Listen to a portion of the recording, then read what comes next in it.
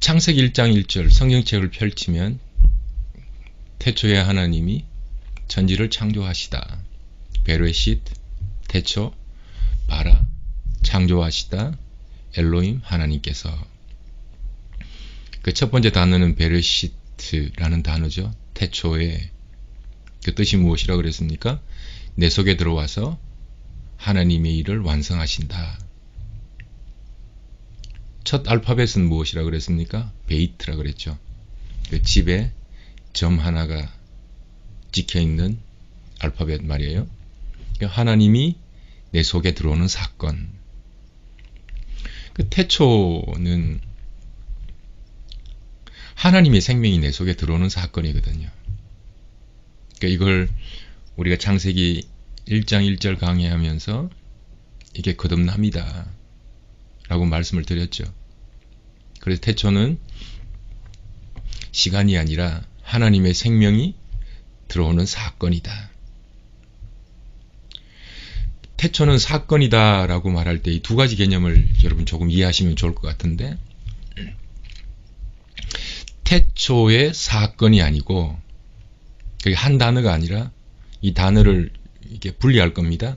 태초와 사건, 이렇게 여러분 이해하셔야 돼요. 태초가 있는가, 사건이 있는가, 이 두 가지를 묻는 거거든요. 태초의 시간이 아니라 태초와 사건. 내 속에 태초가 있는가, 생명의 사건이 있는가. 두 번째, 태초의 사건을 경험한 것이 있는가, 경험이 있는가, 생명의 경험이 있는가. 이 두 가지 개념이 굉장히 중요합니다. 거듭남과 거듭남의 확신, 구원과 구원의 확신에 관련된 이야기입니다. 여러분, 거듭남이 없이 신앙생활을 할 수 있을까요, 없을까요? 충분히 있을 수 있겠다 싶어요. 거듭남의 사건, 뭐 여러 가지 단어를 우리가 사용할 수 있겠죠. 거듭남의 사건, 예수 피의 사건, 회심의 사건, 내 인생을 완전히 돌이킨 돌이킴의 사건, 그 하나님 앞에 내 삶을 드리는 헌신의 사건, 그 성령 체험의 사건, 여러 가지 다양한 어떤 단어로 사용할 수 있겠지만 결국은 거듭남과 그 거듭남에 대한 확신에 관련된 이야기예요. 이 두 가지를 늘 질문을 하는 거죠. 여러분, 예수 믿고 주께 내 삶을 드리거나 포기하지 못한 이유를 우리는 보통 안 했다 이렇게 생각하잖아요. 저 사람 왜 헌신하지 못할까? 저걸 포기하지 못할까? 왜 안 할까? 이렇게 생각하잖아요. 포기를 안 하는 게 아니라 포기를 못 하는 게 아닌가. 왜? 태초의 사건이 없으면, 거듭남의 사건이 없으면 안 되는 거거든요. 하나님, 내가 왜 안 하는 걸까요? 안 되는 걸까요? 여러분, 진심으로 구하셔야 돼요. 여러분, 거듭남과 거듭남의 확신은 다른 거라 그랬잖아요. 거듭남은 주님께서 하신 일을 우리가 확인하는 거잖아요. 거듭남 주님께서 하시는 일이잖아요. 근데 거듭남의 확신은 거듭나게 하신 주님을 믿는 나에 대한 질문이거든요. 그러니까 거듭남과 거듭남의 확신은 이게 완전히 달라요. 그럼 거듭남의 확신은 이런 거죠. 너는 믿느냐? 이런 거잖아요. 하나님께서 하신 그 일들을, 거듭나게 하신 그 일들을 너는 믿느냐? 하나님이 하신 거는 믿죠. 근데 네 속에서 한 너에 대해서 이런 하나님께서 거듭나게 하시고 구원하게 하신 그 사실을 믿느냐거든요. 이걸 신약적인 의미로 풀어보면 너는 나를 누구라고 하느냐. 이거 반드시 질문하십니다. 하나님께서. 이게 여러분 신앙의 가장 밑바닥에 있는 겁니다. 오늘 그 얘기를 뒷부분에 계속 좀 이어나갈 건데 우리 지금 넷째 날까지 하나님의 창조를 우리 살펴보고 있잖아요. 그 첫째 날은 빛을 만드시니 빛과 어둠이 생기고 하나님은 하나를 만드는데 두 개가 생겼잖아요. 빛을 만드시니 빛과 어둠이 생겼고 둘째 날 허공을 만드시니 위에 물과 아래 물이 생기고 셋째 날 물을 한 곳에 모으니 마른 땅이 생겼죠. 여러분 제가 첫 번째 강의 때 땅이 혼돈하고 공허하여 흑암에 있었다라고 말할 때 그건 형태가 없음, 내용이 없음이라고 설명드렸던 거 기억나실 겁니다. 그래서 하나님께서는 형태가 없는 그곳에 형태 구조 틀을 만드시는 것이거든요. 그러니까 아무 형태도 없는 그곳에 빛을 만드시니 빛과 어둠이 나눠지잖아요. 그러니까 이 나눠진다라는 말을 여러분 우리가 자꾸 우리의 단어로 자꾸 이렇게 바꿔보는 노력들을 하셔야 돼요. 이 나눈다라는 게 무슨 말일까? 그러니까 빛이 내 속에 들어오면 형태, 구조, 틀이 잡히면 빛과 어둠을 알게 된다는 거예요. 예전에는 어둠을 몰랐잖아요. 그러니까 하나님을 떠난 것이 얼마나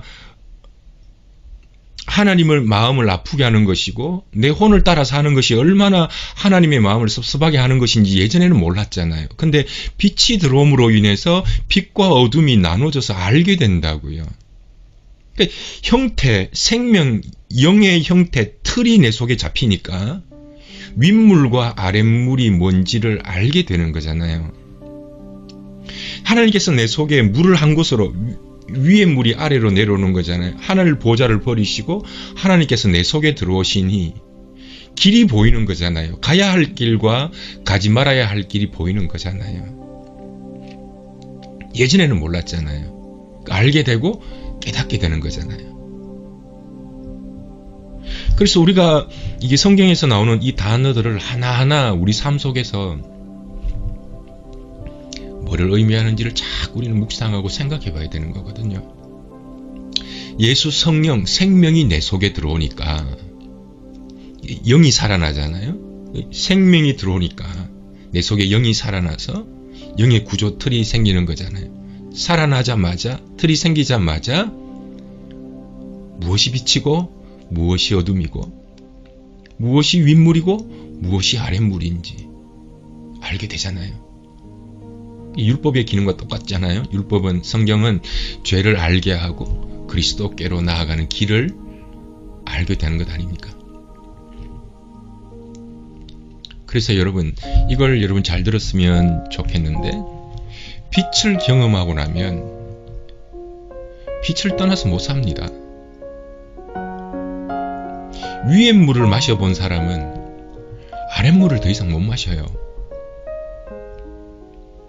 마른 땅, 길이 난 거잖아요. 길을 찾은 사람은 다시 돌아가지 못해요.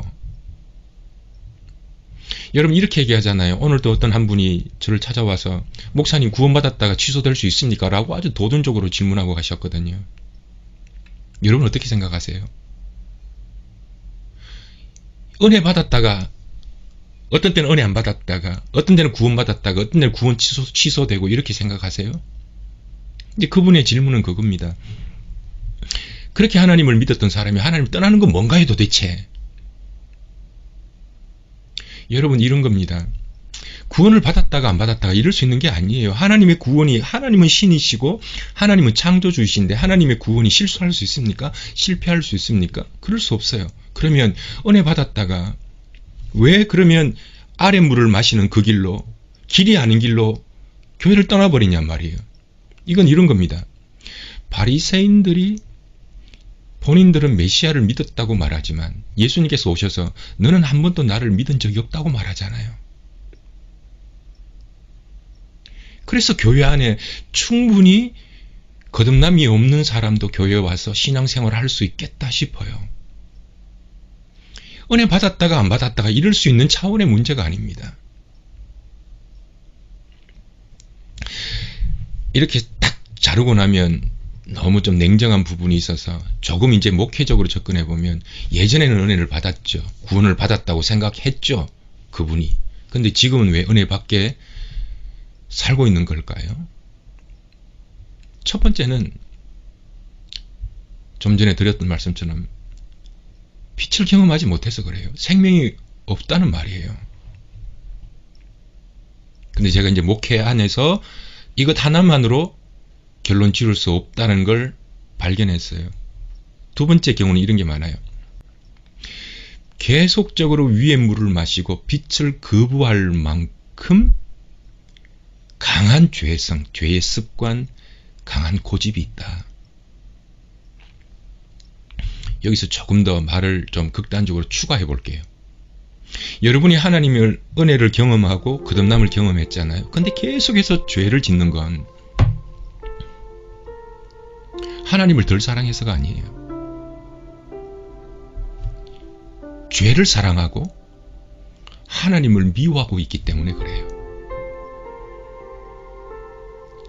우리는 거듭난 이후에도 충분히 하나님을 미워할 수 있고 하나님을 오해할 수 있습니다. 그리고 세 번째 경우에는 은혜를 받고 거듭남 빛을 경험했음에도 불구하고 왜 은혜 밖에 살고 있는가라고 했을 때 이건 한 번 위의 물을 마시는 것이 아니라 계속적으로 위의 물, 빛을 마셔야 돼요. 이게 옛 것은 지나고 새 것이 왔다고 했잖아요. 이게 새 것이 왔다고 할 때 이게 old self라 그랬잖아요. 그 new self겠죠. 그럼 삶의 습관이거든요. 새 생명에 대한 습관이 아직 내 속에 너무나도 약하구나. 좀 정리해보면 거듭남이 없으면 절대로 은혜 안에서 살 수 없습니다. 결국 떠나게 되어 있다고요. 두 번째, 내 속에 아직까지 죄를 사랑하는 옛 구습이 많이 남아있거나 세 번째, 새로운 삶에 대한 습관이 아직 없을 때 전혀 구원받지 못한 자처럼 살아갈 수도 있겠다 싶어요. 여러분 데살로니가 전서에 보면 이런 말이 나오잖아요. 복음은 말에만 이런 것이 아니라 능력과 큰 확신으로 되어 있다 그랬잖아요. 근데 우리가 구원을 받았음에도 거듭났음에도 빛을 경험했음에도 위의 물을 마셨음에도 불구하고 여전히 은혜 밖에 살고 있고 전혀 구원받지 못한 사람처럼 살고 있다는 말은 능력도 확신도 없이 살아간다는 말이에요. 안타까운 일이죠. 여러분 이 말씀을 듣다가 오늘 이 세 가지 경우 중에 여러분 하나가 해당된다면 여러분이 꼭 하나님 앞에 하나님께로 돌아가시기를 바라요. 하나님의 은혜는 놀라운 은혜예요. 이것 없이 못 살아요. 윗물 못 마시고 갈증나서 아랫물 못 마셔요. 어둠 속에서 살 수가 없어요.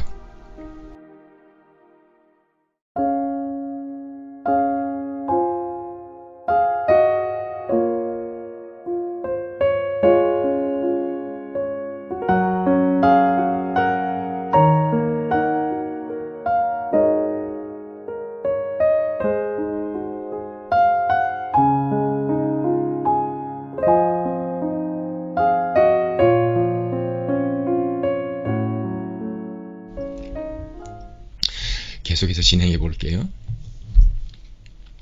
창세기 1장 14절 보시면 하나님이 이르시되 하늘의 궁창에 광명체들이 있어 낮과 밤을 나뉘게 하고 그것들로 징조와 계절과 날과 해를 이루게 하라. 또 광명체들이 하늘의 궁창에 있어 땅을 비추라 하시니 그대로 되니라. 제가 이걸 PPT를 하나 보여드릴게요. 오늘 가장 중요한 단어이겠다 싶어요. 뭔가 하면 아마르 하나님께서 말씀하시다. 엘로힘 하나님이 하야 존재하라. 마오르 광명체가 존재하라. 여러분 이게 광명체가 마오르라 그랬잖아요. 근데 이게 마를 빼면 마가 이게 접두사 맴 마를 이제 추가한 거잖아요. 그 오르라는 건 창세기 1장 2절에 빛이 있으라 할 때 그 오르거든요. 근데 마오르가 됐잖아요. 그러면 1장 2절의 오르는 뭐고 1장 14절의 마오르는 뭘까요? 자, 빛은 창세기 1장 2절에 빛은 오르라 그랬습니다. 마는요, 그릇이라는 걸 의미하는 접두사 맴, 단 알파벳 맴, 마를 넣어서 빛을 담는 그릇이라는 뜻이 됩니다. 창세기 1장 16절을 계속 읽어보면 하나님이 두 광명체를 만드사 큰 광명체로 낮을 주관하게 하시고 작은 광명체로 밤을 주관하게 하시며 또 별들을 만들었다. 해, 달, 별이 나오잖아요. 자, 오늘 이 창세기 네 번째 날에 가장 중요한 단어를 얘기한다면 마오르입니다. 그러니까 오르는 빛이고 마, 그릇, 오르, 빛을 담는 그릇. 여러분 태양과 달 오르가 아니에요. 빛 자체가 아니에요. 빛을 담는 그릇이에요. 아랫물은 윗물이 아니에요. 우리는 빛이 아니에요. 우리는 빛을 담는 그릇이라고요. 태양이 발광체라 그러는데 그건 과학에서 하는 얘기고요. 그 빛이라는 에너지 자원이 없으면 빛이 어떻게 그 핵연료, 핵이 폭발합니까? 그게 원동력이 있어야 되는 거잖아요. 태양이 낮을 주관한다 그랬죠. 지배하는 것처럼 보이고 발광체처럼 보이지만 태양도 그릇일 뿐이다. 1장 2절에 나오는 오르의 그릇일 뿐이에요. 그래서 낮을 주관한다 그랬잖아요. 이 태양이 땅을 지배하는 것처럼 보여도 하나님의 허용 아래 있는 힘일 뿐이다 라는 겁니다. 달은 반사체죠. 태양의 빛으로부터 반사체, 어두움, 밤을 주관한다 그랬죠. 여러분, 우리를 힘들게 하고 어렵게 하고 인생의 밤이 또 세상의 어려움들이 우리를 주관하는 것 같지만 그건 반사체일 뿐이에요. 오르가 아니에요. 둘 다 큰 발광체, 광명체, 작은 광명체 모두 마오르예요. 모두 마오르라고요. 오르가 아니라고요. 여러분 눈에 보이는 이게 태양, 달은 마오르. 마오르는 오르, 참 빛을 배우라고 보여주신 것 뿐이에요. 태양은 경배의 대상이 아니에요. 오히려 태양이 하나님을 경배해야 하는 대상이에요. 이 적용을 좀 와전시켜보면 돈이라는 건 사람의 태양처럼 느껴지잖아요. 돈은 경배의 대상이 아니에요. 세상은 두려움의 대상이 아니에요. 하나님께서 보이는 개념으로 설명해 주시면 우리는 보이는 것을 통해서 보이지 않는 것을 알아차려야 돼요. 근데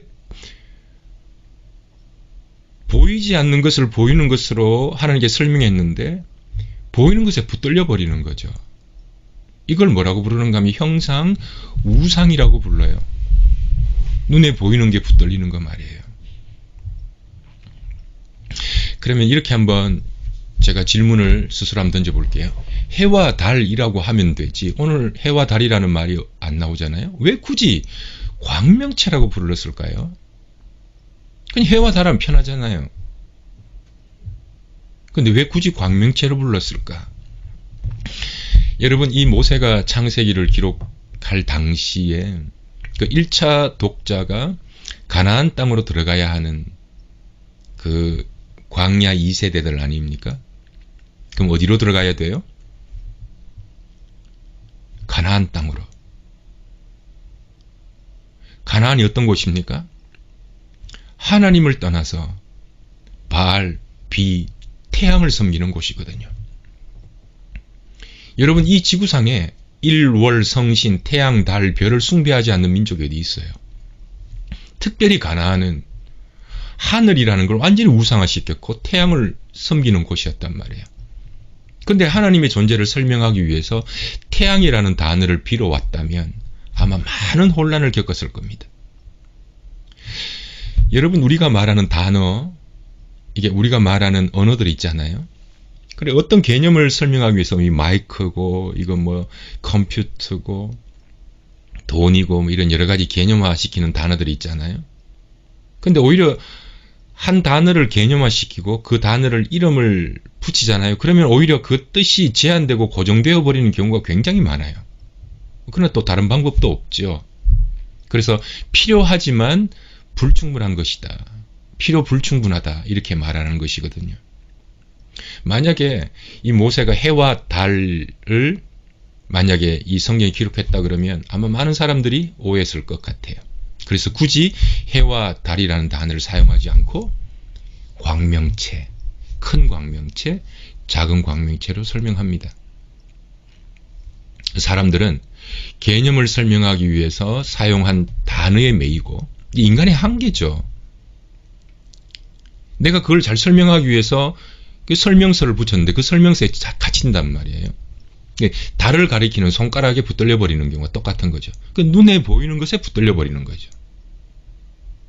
그래서 우리는 하나님, 우리가 눈에 보이는 이 많은 어떤 우리의 환경, 사람, 사건을 통해서 우리가 그 위의 물, 빛을 볼 수 있는, 하늘을 볼 수 있는 지혜와 계시의 영을 달라고 늘 기도하는 거거든요. 우리는 늘 붙들립니다. 이 인간의 한계고 연약함이죠. 예수님께서 이렇게 눈에 보이는 형상들, 우상에 붙들리는 걸 굉장히 싫어하세요. 그래서 십계명에 우상, 너를 위하여 만든 형상을 만든 우상을 만들지 마라 그러잖아요. 예수님, 하나님께서 굉장히 싫어하십니다. 이걸 조금만 더 우리 교회 안에서 흔히 발견할 수 있는 그 우상 형상들을 한번 몇 가지를 말씀드려 볼까요? 자, 제가 지금 사용하는 단어를 잘 보시면 좋겠어요. 들어보시면 좋겠어요. 우리는 성경을 보잖아요. 교회에 가잖아요. 예수를 바라보잖아요. 그래서 예수님이 책망하십니다.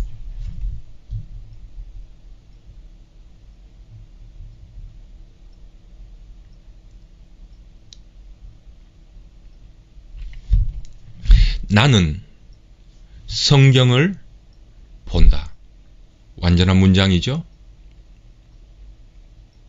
나는 주어 교회를 동사 간다. 완전한 문장이죠. 주체는 여기 있고 나는, 객체는 밖에 있잖아요.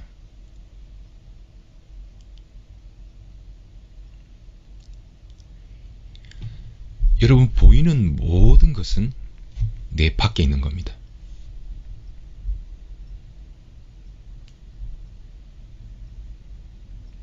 우리 눈으로 보는 것은 전부 내 밖에 있는 겁니다. 여러분, 오장육부가 보입니까? 왜 안 보이죠?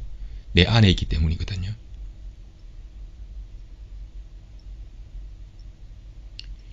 여러분, 예수의 생명이 내 안으로 들어오는 거예요.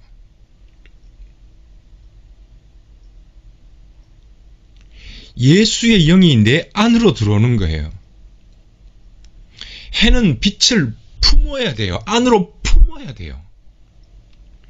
빛을 담는 것이 그릇이에요. 품으면 어떤 일이 발생하는가 하면 눈으로 보여서는 안 돼요. 내 안으로 들어와야 되죠. 그러니까 밖으로 만나는 모든 것은 허상이고 우상인 거예요. 그래서 예수님은 이렇게 말씀하세요. 너희가 보아도 보지 못한다. 왜? 보니까 보지 못하는 거잖아요. 들어도 듣지 못한다. 밖에 소리를 들으니까 안에 소리를 못 듣는 거잖아요. 여러분, 오해 없이 잘 들으셔야 됩니다.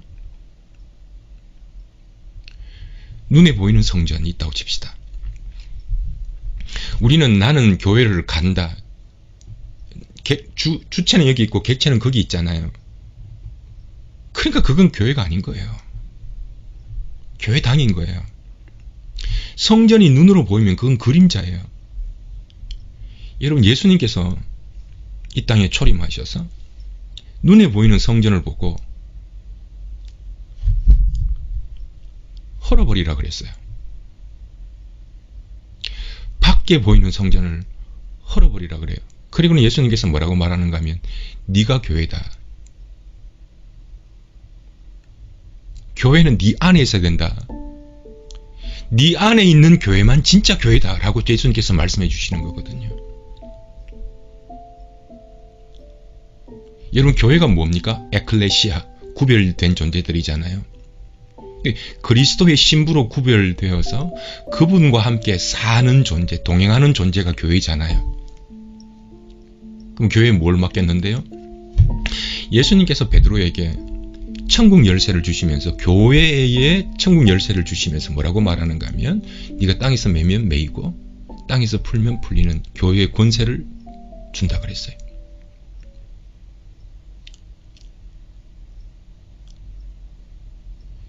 그래서 여러분, 교회 가는 것이 아니라 교회가 되는 거예요. 교회를 가기 때문에 우리는 교회를 못 만나는 거거든요. 내 안에 교회가 되어야 능력과 확신으로 교회로 살아가요. 교회에 가는 자가 아니라. 그러니까 밖에 있는 교회를 만나니까 늘 시스템, 조직, 사람의 시험 받잖아요.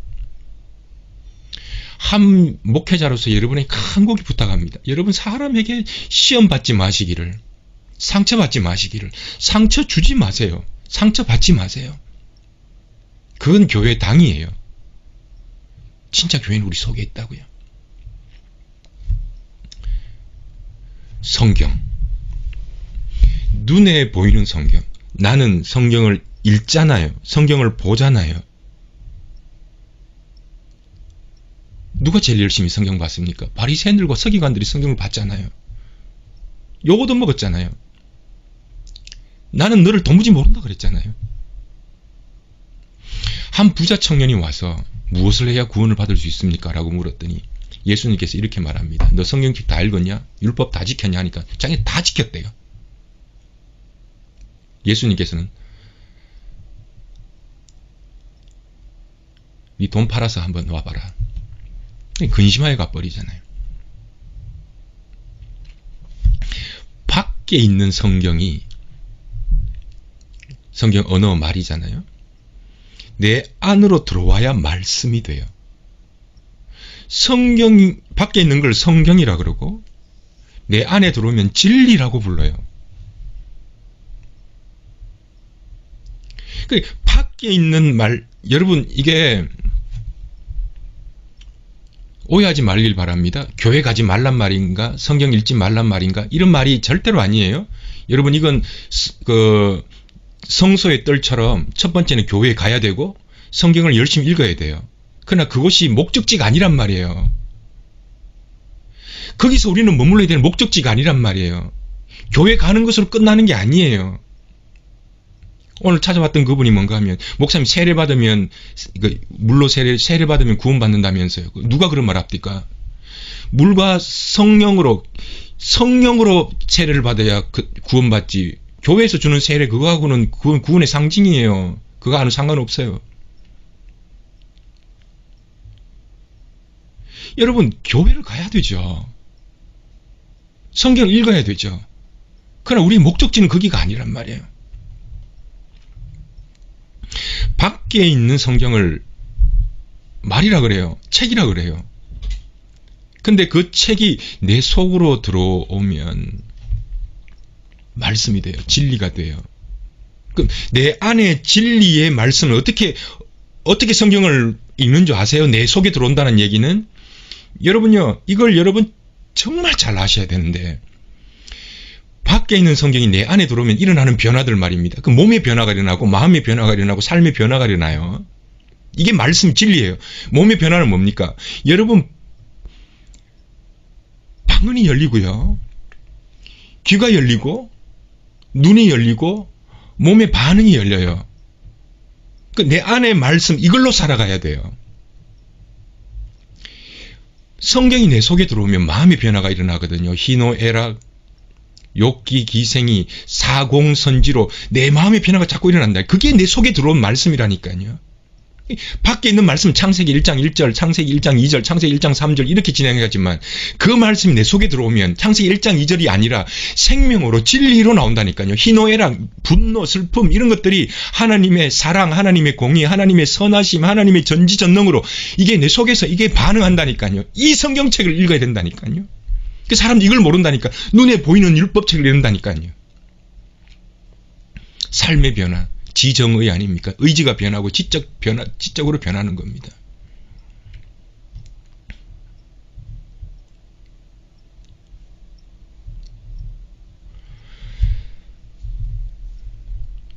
교회를 열심히 가야죠. 지성소로 가려면 성전 뜰을 먼저 들어가야죠. 그건 당연한 얘기 아닙니까? 세상 밖에 있다가 뜰로 먼저 들어가야죠. 교회로 먼저 들어가야죠. 성경책으로 들어가야죠. 근데 그것조차도 뜰로도 안 들어간단 말이에요. 그러니까 설령 뜰로 들어갔다 해도 그게 우리 목적지가 아니잖아요.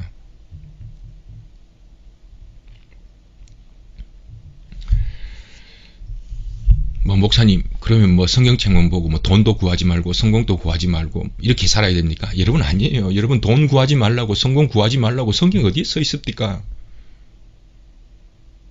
여러분 하나님은 여러분 잘 살기를 원하시고 여러분이 맛있는 거 먹기를 원하시고 여러분이 머리를 하면요 머리가 이쁘게 나오는 걸 하나님께 원하세요. 여러분이 기뻐하시는 거 하나님 기뻐하신다고요. 그 의심하지 마세요. 여러분이 좋은 옷 있으면 사세요. 여러분의 능력껏 사세요. 좋은 차 바꾸세요. 누가 뭐라 그럽니까? 그거 죄 아니에요. 좋은 집 사세요. 저는 마음껏 여러분 축복합니다. 근데 문제는 그겁니다. 돈 구하고 성공 구해서 문제가 아니라 구해야 할 것을 구하지 않아서 죄가 되는 거거든요. 돈을 구해서 문제가 아니라 돈은 그림자란 말이에요. 성공을 구해서 문제가 아니에요. 성공은 그림자란 말이에요. 그러니까 진짜 구해야 할 것을 못 구하니까 그게 문제가 되는 거거든요.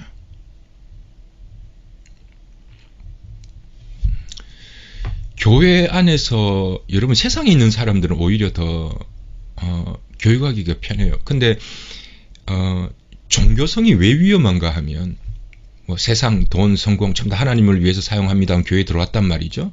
근데 또다시 종교성이라는 게 목적지가 아닌 곳에 머물러 있어서 또다시 종교 안에서 허상과 우상을 만들기 때문에 위험한 거예요.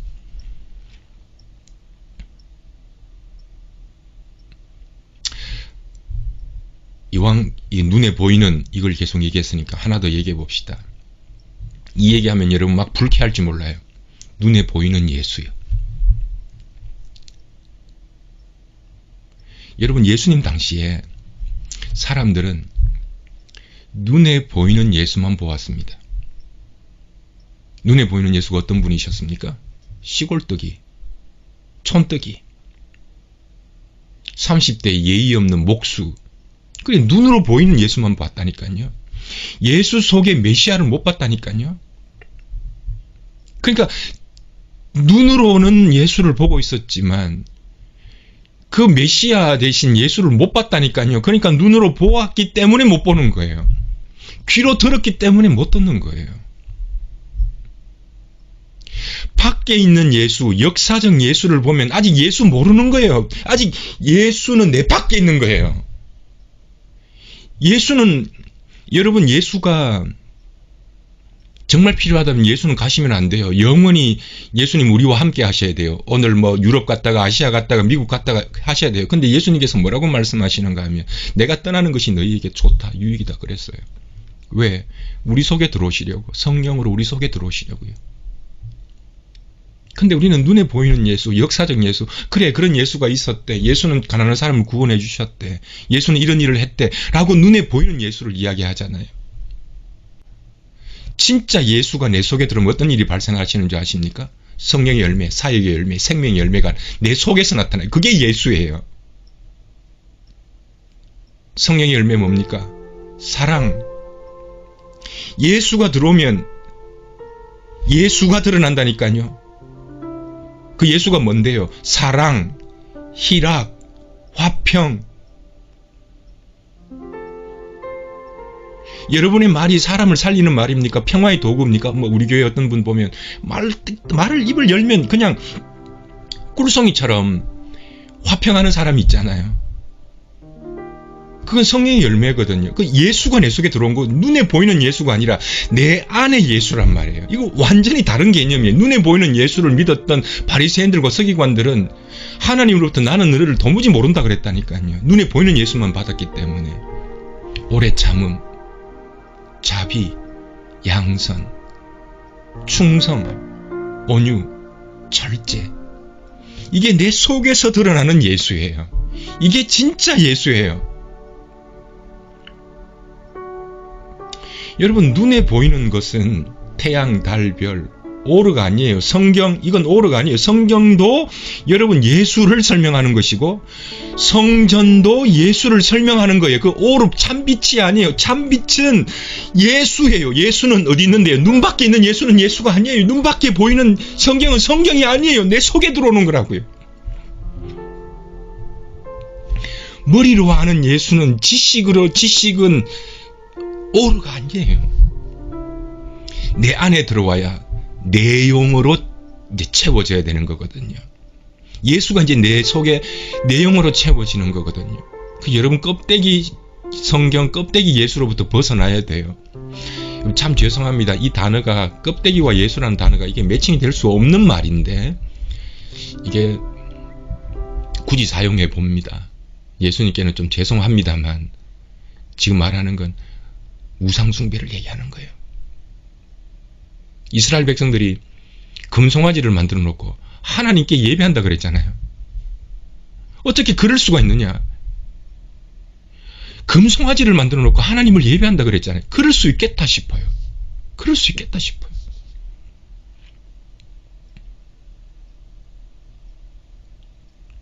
여러분, 이 율법적 개념을 완전히 여러분 속에 이게 존재를 완전히 알아버려야 돼요. 그러니까 눈에 보이는 것과 내 속에 들어온 개념들이 이거 있잖아요.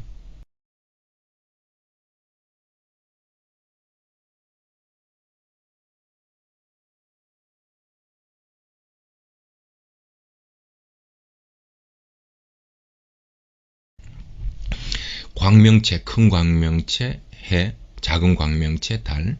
큰 광명체는 낮을 주관하고 작은 광명체는 밤을 주관합니다.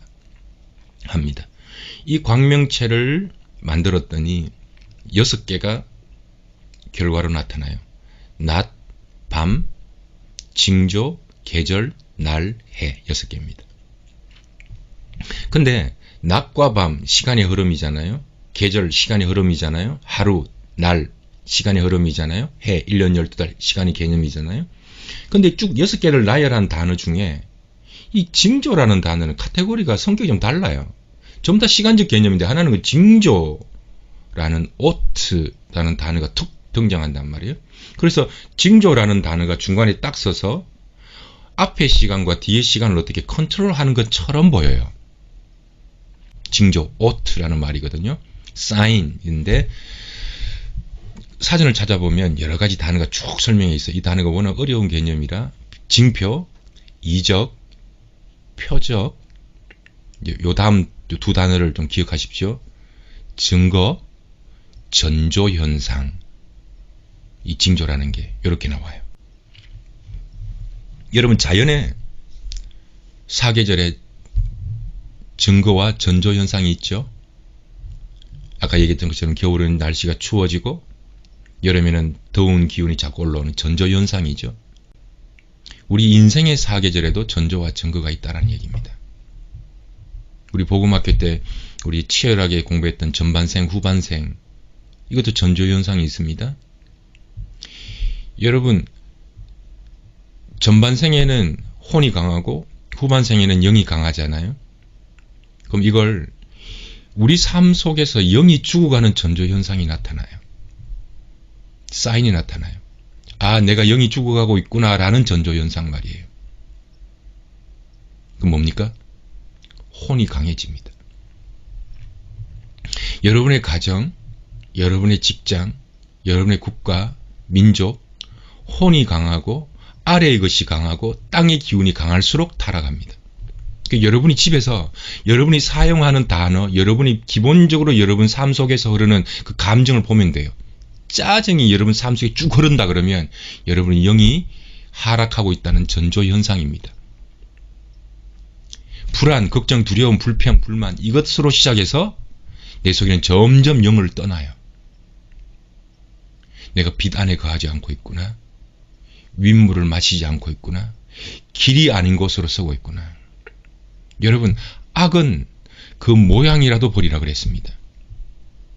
여러분, 사람을 사랑하지 않는 것, 그건 혼이 강해져서 그래요. 사람에게 쉽게 상처받고 쉽게 상처 주는 것, 반드시 말 돌려줘야 되는 거 있죠. 여러분, 부부 생활 가운데 제가 부부 상담가는 아니지만 하나 확실하게 아는 것도 있습니다. 받은 말 절대로 돌려주지 마라.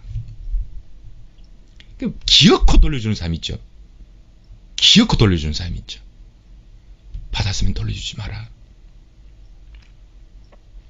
반대로 영이 강해지는 징조, 어투가 뭔지 아세요? 혼이 약해지는 겁니다. 혼이 약해지는 겁니다. 그럼 여러분 12달 동안 여러분이 전반생 1, 2, 3 봄, 여름, 가을, 겨울에 뭘 해야 되는 거 다 우리 배웠잖아요. 여러분 그 12달 해야 되는 멘토를 만들어라. 기초를 만들어라. 태도와 자세를 세워라. 열매를 맺어라. 꽃을 피워라. 열매를 맺어라. 씨앗을 준비해라. 이게 여러분 한 60권 70권 책을 서물해서 한 단어로 옮겨놓은 거거든요. 이 전부 다 전조현상들이 있단 말이에요.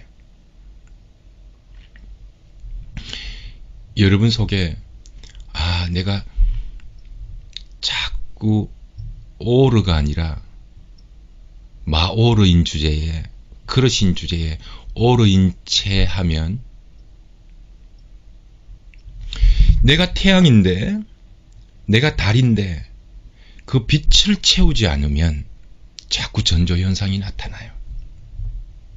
여러분이 꼭 깨달으셔야 합니다. 자연에도 사계절이 있듯이 우리 인생에도 사계절이 있습니다. 그러면 해, 달, 별이라 그랬죠. 이 별이 뭔가? 다니엘서 12장 3절에 이렇게 나와요.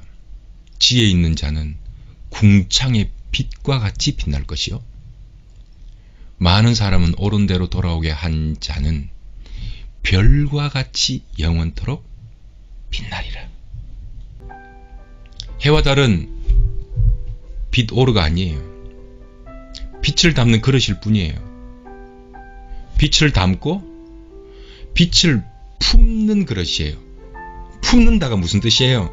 내 안에 존재하는 거잖아요. 그 그릇의 용도는 무엇을 담고 있느냐거든요. 성경은 이렇게 얘기합니다. 보배를 질그릇에 담았다.